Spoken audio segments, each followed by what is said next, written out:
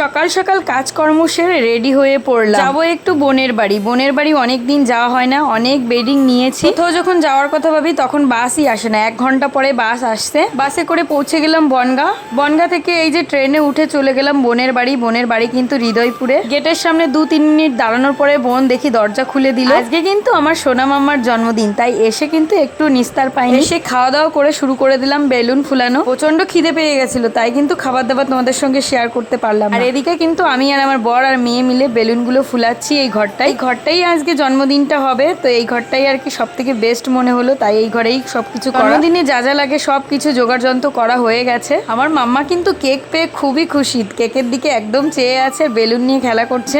মামার জন্মদিনটা এবার দীঘা পালন করা হবে, কিন্তু জন্মদিনটা এই জায়গায় করে দীঘা যাব আমরা ঘুরতে। ছোট্ট করে সেলিব্রেশনটা বাড়িতেই একটুখানি করে নিলাম, আর করব দীঘা গিয়ে। সবাই কিন্তু চ্যানেলে চোখ রেখো, সবাইকে টাটা।